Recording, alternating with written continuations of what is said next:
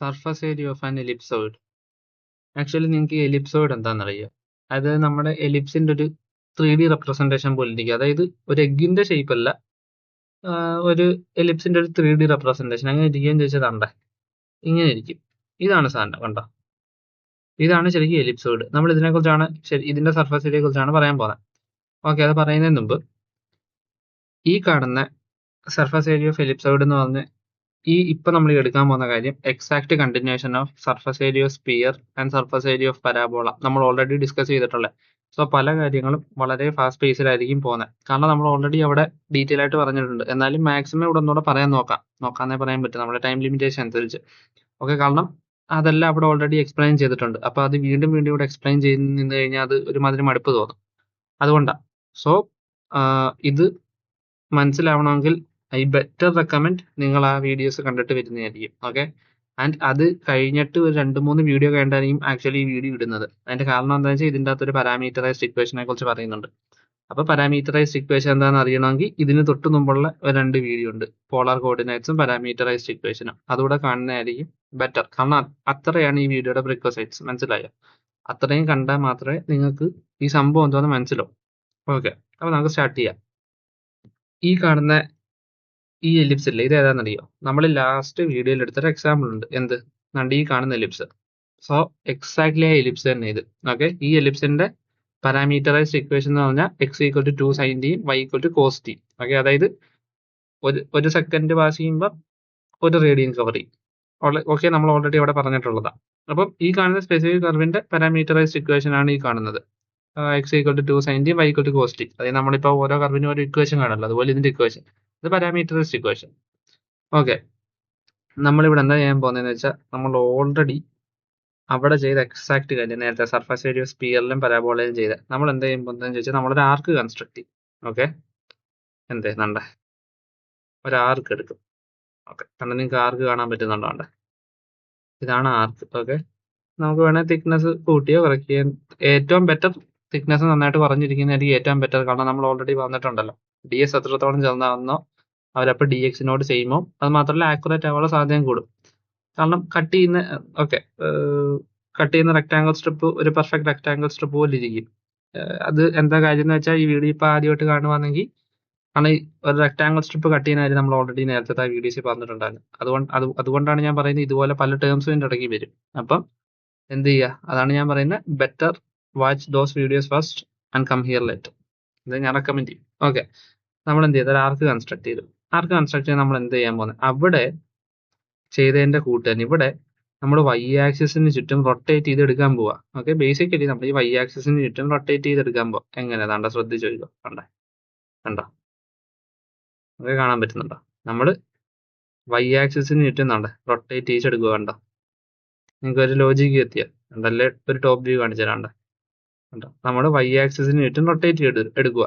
അപ്പൊ എന്താ ഈ ബ്ലൂ സ്ട്രിപ്പ് എന്താന്ന് ചോദിച്ചാൽ, അതായത് ഈ കാണുന്ന 3D ഷേപ്പ് ഉണ്ടായത് എങ്ങനെ? നമ്മുടെ ഈ എലിപ്സിന്റെ ഈ ഷേപ്പ് ഉണ്ടല്ലോ, ഇതിനെ നമ്മുടെ y ആക്സിസിന് ചുറ്റും റൊട്ടേറ്റ് ചെയ്തെടുത്തപ്പോഴല്ലേ. അപ്പം പക്ഷെ നമ്മളൊരു കാര്യം മറക്കരുത്, നമുക്കിവിടെ ഒരു ആർക്ക് ഉണ്ട്, കണ്ടില്ലേ? ഒരു ബ്ലൂ ആർക്ക്. കണ്ട, ഈ ആർക്ക് ഉണ്ട്. അപ്പൊ ഈ എലിപ്സ് റൊട്ടേറ്റ് ചെയ്യുന്നതിന്റെ കൂട്ടത്തിൽ ഈ ആർക്കും റൊട്ടേറ്റ് ചെയ്യുന്നുണ്ട്. സോ അത് ട്രേസ് ചെയ്യുന്ന ഏരിയ ആണ് ഈ ബ്ലൂ ഷീറ്റ്. ഓക്കെ, ഇനിയും ചെയ്യാൻ പോകുന്ന നമ്മൾ എക്സാക്ട്ലി അവിടെ പറഞ്ഞതിന്റെ കൂട്ടുള്ള കാര്യം. അതായത് നമുക്ക് കണ്ടുപിടിക്കേണ്ടത് നിന്റെ സർഫസ് ഏരിയ. അതിനുവേണ്ടി നമ്മൾ അവിടെ എന്താ ചെയ്തതെന്ന് ചോദിച്ചാൽ, ഇപ്പൊ ഇവിടെ ഈ ഒരു ഷീറ്റ് ഇല്ലേ, അതുപോലെ ഈ ഒരു ഇന്റർവെല്ലൊക്കെ ഇവിടം തൊട്ട് ഇവിടം വരെ കൺസിഡർ ചെയ്ത, അല്ലെങ്കിൽ മേളിൽ നിന്ന് താഴോട്ട്, ഓക്കെ, ടോപ്പിൽ നിന്ന് താഴോട്ട് കൺസിഡർ ചെയ്താൽ നമുക്ക് ഇതിന്റെ ഇടയ്ക്ക് ഒരുപാട് റിങ്സിനെ അറേഞ്ച് ചെയ്യാം. മനസ്സിലായത്? അതായത് മേളിൽ നിന്ന് താഴോട്ട് നമുക്ക് ഇതുപോലെ ഒരുപാട് റിങ്ങുകളെ അറേഞ്ച് ചെയ്യാം, ഇവിടം തൊട്ട് ഇവിടം വരെ. എന്നിട്ട് എന്ത് ചെയ്യുക, ഓരോ റിങ്ങിന്റെ സർഫസ് ഏരിയ കണ്ടുപിടിക്കുക. എന്നിട്ട് അതെല്ലാം കൂടെ ആഡ് ചെയ്ത് നമുക്ക് ടോട്ടൽ സർഫസ് ഏരിയ കിട്ടും. അതായത് നമ്മൾ എക്സാക്ട്ലി അവിടെ ചെയ്ത അതേ കോൺസെപ്റ്റ്. അതായത് കണ്ട, ഇപ്പൊ അതാ ഇവിടെ റിങ് ഉണ്ട്, അതുപോലെ ഇവിടെ റിങ് കാണാം, ഇവിടെ റിങ് കാണാം, ഇവിടെ റിങ് കാണാം, ഇവിടെ റിങ് കാണാം, ഇവിടെ റിങ് കാണാം, ഇവിടെ റിങ് കാണാം. അങ്ങനെ കുറെ റിങ് കാണാം. അപ്പൊ എന്ത് പറ്റും, ഇതിന്റെ അത് നമുക്ക് ടോപ്പ് ടു ബോട്ടം ഒരുപാട് റിങ്ങുകൾ അടുക്കി വെച്ച് ഈ സർഫസിനെ ഫുള്ള് നമുക്ക് നിറയ്ക്കാം. എന്നിട്ട് എന്ത് ചെയ്യാൻ പറ്റും, ആ ഓരോ റിങ്ങിനെ എടുക്കുക, ഓരോ റിങ്ങിന്റെ സർഫസ് ഏരിയ കണ്ടുപിടിച്ചിട്ട് ആ സർഫസ് ഏരിയകളെല്ലാം കൂടെ കൂട്ടി ഇതിന്റെ ടോട്ടൽ സർഫസ് ഏരിയ കിട്ടും. ഓക്കെ, വലിയ റിങ്ങുകളല്ല നമ്മളിപ്പോൾ എടുക്കുന്നത്. നമ്മൾ ചെറിയ റിങ്ങാണ്. നമ്മൾ ഓൾറെഡി പറഞ്ഞിട്ടുണ്ട് ഡി എസ് എത്രത്തോളം ചെറുതാവുന്ന അവർ അത്രത്തോളം ആക്യുറേറ്റ് ആയിരിക്കും. ഓക്കെ, അപ്പോൾ കാരണം ഡി എസ് എത്രയും ചെറുതാവുന്ന ആർക്ക് ലെങ്ത് അത്രയും ചെറുതാവും, ആർക്ക് ലെങ്ത് അത്രയും ചെറുതായ ആക്യുറേറ്റ് ആവുന്ന ഓൾറെഡി നമ്മൾ ഡിസ്കസ് ചെയ്തിട്ടുള്ളത്, വീണ്ടും വീണ്ടും പറയുന്നില്ല. ഓക്കെ, നമ്മളിപ്പോൾ എന്ത് ചെയ്യാൻ ഈ നമുക്ക് ഒരു റിങ്ങിന്റെ അല്ലെങ്കിൽ സ്ട്രിപ്പിന്റെ സർഫസ് ഏരിയ കിട്ടണമല്ലോ. നമ്മൾ എന്ത് ചെയ്യുമ്പോൾ അതിനെ ഡിറ്റാച്ച് ചെയ്യുമ്പോൾ ഓക്കെ അത് കണ്ട ഇങ്ങനെ ഇരിക്കും, കണ്ടില്ലേ? ഓക്കെ, ഇതാണ് ഇപ്പൊ നമ്മൾ ഡിറ്റാച്ച് ചെയ്തെടുത്ത സാധനം. ഈ സ്ട്രിപ്പിന്റെ ഏരിയ ആണ് നമ്മൾ കണ്ടുപിടിക്കാൻ പോകുന്നത്. ഓക്കെ, ഈ സ്ട്രിപ്പിന്റെ ഏരിയ എങ്ങനെ കിട്ടും? അതാ സംശയം. ഈ സ്ട്രിപ്പിന്റെ ഏരിയ എങ്ങനെ കിട്ടും? ഈ സ്ട്രിപ്പ് പോലെ നമുക്ക് കിട്ടത്തില്ല, പക്ഷെ നമുക്ക് കണ്ടുപരിചയമുള്ള വേറൊരു ഷേപ്പ് ഉണ്ട്. എന്താണെന്നറിയോ? ഇതിനെ ഒന്ന് കട്ട് ചെയ്തേ, കാണാണ്ടോ? കട്ട് ചെയ്തപ്പോ ഇവൻ എന്തോന്നായി? ഒരു റെക്ടാങ്കുലർ സ്ട്രിപ്പായി, കണ്ടില്ലേ? നമുക്ക് കിട്ടിയത് ഒരു റെക്ടാങ്കുലർ സ്ട്രിപ്പ്. താണ്ടെ, ശ്രദ്ധിച്ചു പോയിക്കൂടെ? ഓക്കെ, ഈ റെക്ടാങ്കുലർ സ്ട്രിപ്പിന്റെ തിക്നെസ് എന്താ? DS. അതെങ്ങനെ? താണ്ടെ, ശ്രദ്ധിച്ചു നോക്ക്. നമ്മൾ ഓൾറെഡി പറഞ്ഞിട്ടുണ്ട് എന്ത്, നമ്മുടെ റോൾ ബാക്ക് ചെയ്യുന്നതിന് മുമ്പ്, അതായത് താണ്ടെ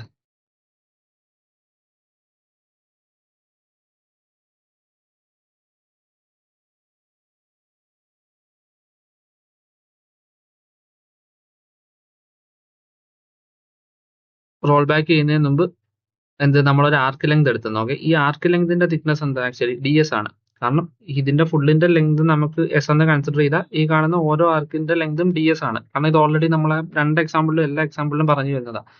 ഓക്കെ, DS എത്രത്തോളം ചെറുതാവുന്നോ അവർ അത്രത്തോളം ആക്യുറേറ്റ് ആണെന്നുള്ള കോൺസെപ്റ്റ് ഇവിടെ പറഞ്ഞതാ. അപ്പൊ എന്താണ്, ഈ ആർക്കിന്റെ ലെങ്ത് DS ആണ്. അപ്പം ഇത് ട്രേസ് ചെയ്തിട്ടല്ലേ ആക്ച്വലി കണ്ടേ നമ്മുടെ ഈ സ്ട്രിപ്പ് ഉണ്ടാവുന്നത്. ഓക്കെ, ഈ ആർക്കിന്റെ ലെങ്ത് DS ആണെങ്കിൽ ഈ സ്ട്രിപ്പിന്റെ മീൻസ് ഈ ആർക്കിന്റെ ലെങ്ത് DS ആണെങ്കിൽ ഈ സ്ട്രിപ്പിന്റെ ഈ കാണുന്ന വിഡ്ത്ത് എന്തോന്നാ? DS അല്ലേ?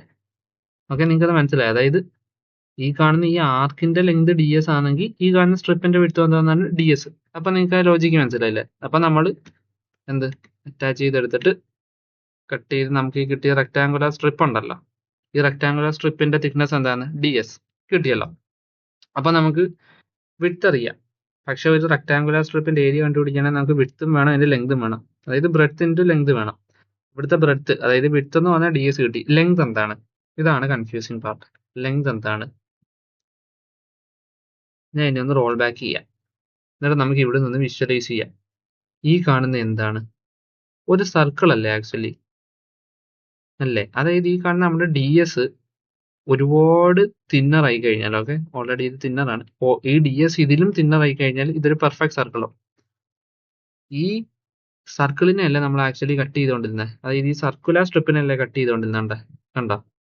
ഓക്കെ, അപ്പൊ ഈ കാണുന്ന ലെങ്ത് എന്ന് പറഞ്ഞാൽ ഈ കാണുന്ന സർക്കിളിന്റെ പെരിമീറ്റർ തന്നെയല്ലേ? ശ്രദ്ധിച്ചു നോക്ക്. ഈ കാണുന്ന ലെങ്ത് കണ്ടില്ലേ? ഈ കാണുന്ന സർക്കിളിന്റെ പെരിമീറ്റർ ഇത് തന്നെയല്ലേ ഈ കാണുന്ന ലെങ്തും? ഓക്കെ, അപ്പം നമുക്ക് ലെങ്തും കിട്ടിയില്ല സർക്കിളിന്റെ പെരിമീറ്റർ എന്ന്. സർക്കിളിന്റെ പെരിമീറ്റർ എന്താ? റോൾ ബാക്ക് തിരിച്ചുകൊണ്ട് അറ്റാച്ച്.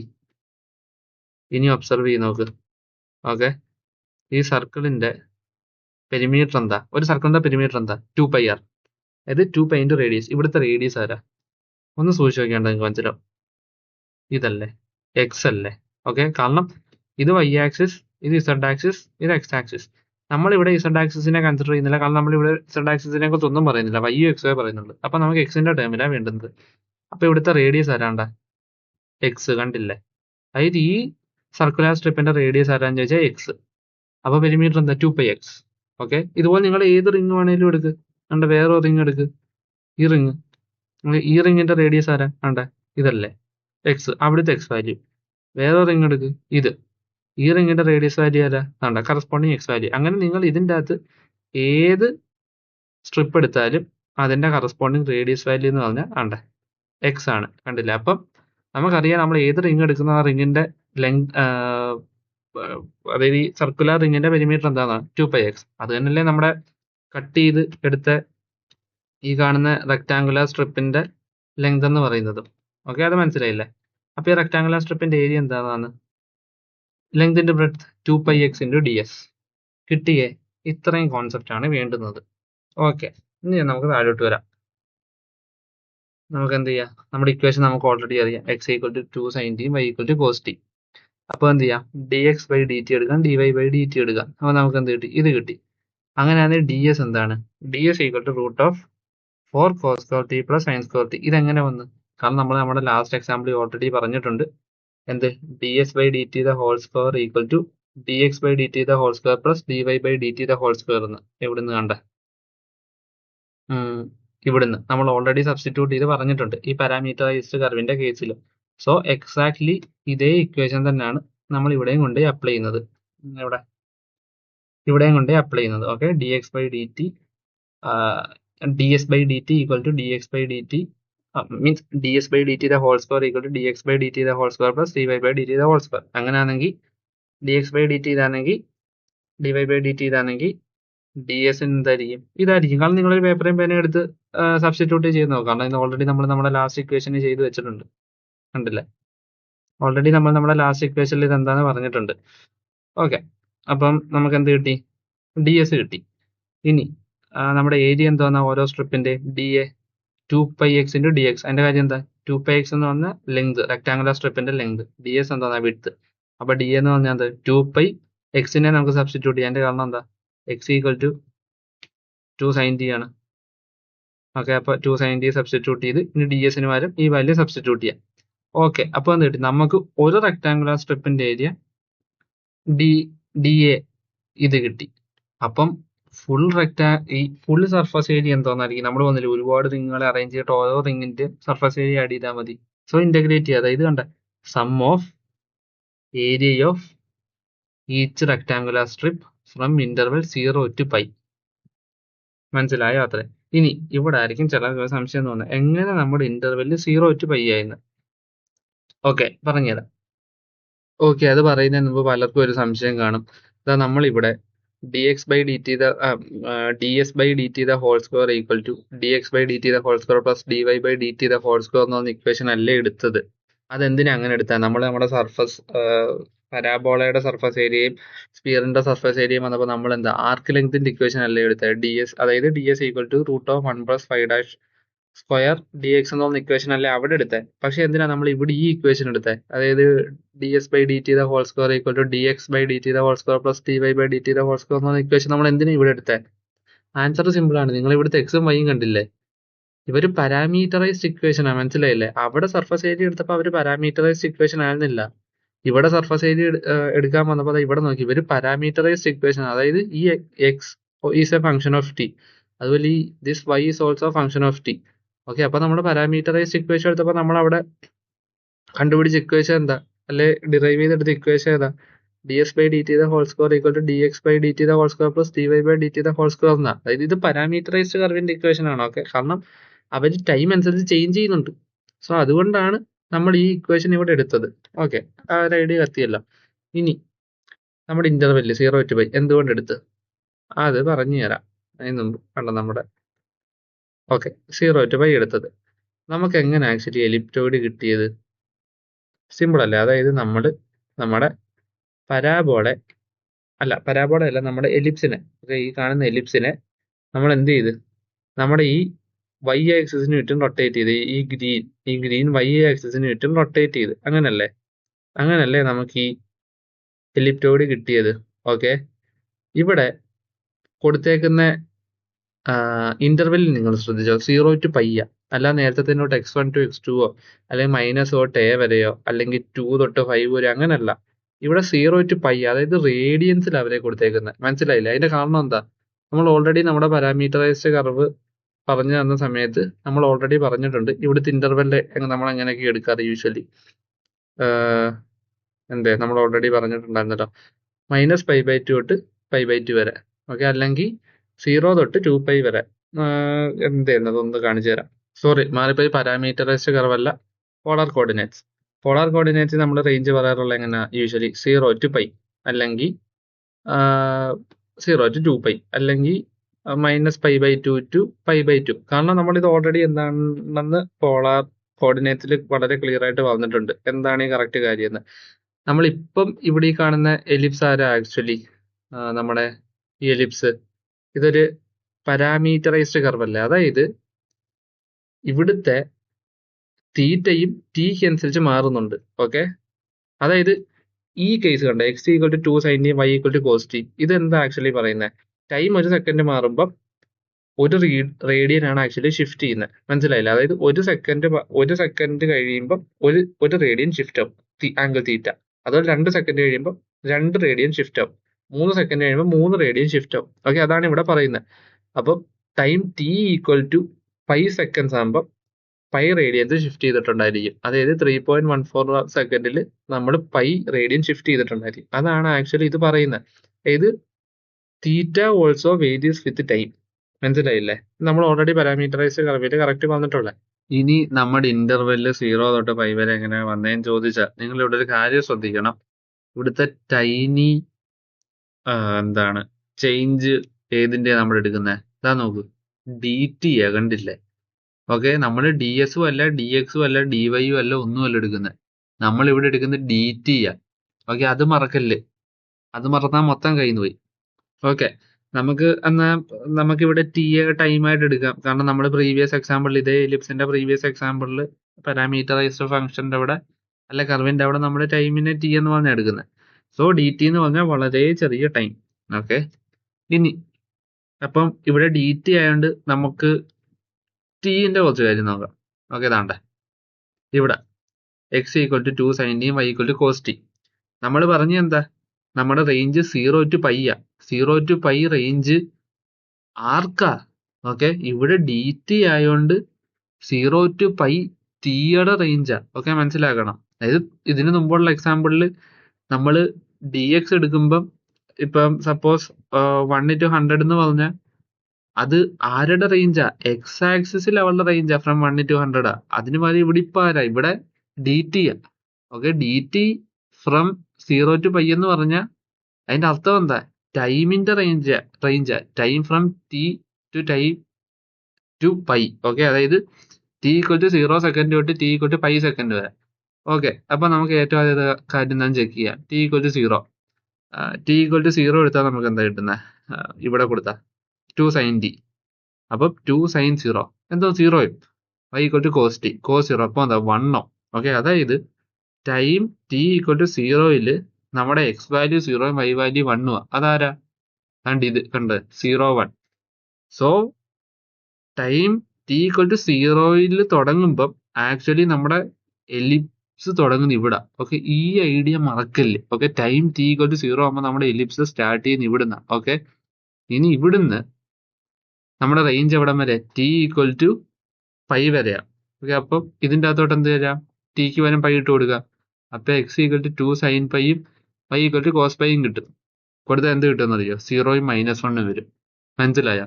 അതായത് നമ്മുടെ ടൈം 0 തൊട്ട് π വരെ പോകുമ്പം നമ്മുടെ എലിപ്സ് ഫ്രം 0 to 0 -1 വരെ ട്രാവൽ ചെയ്യും.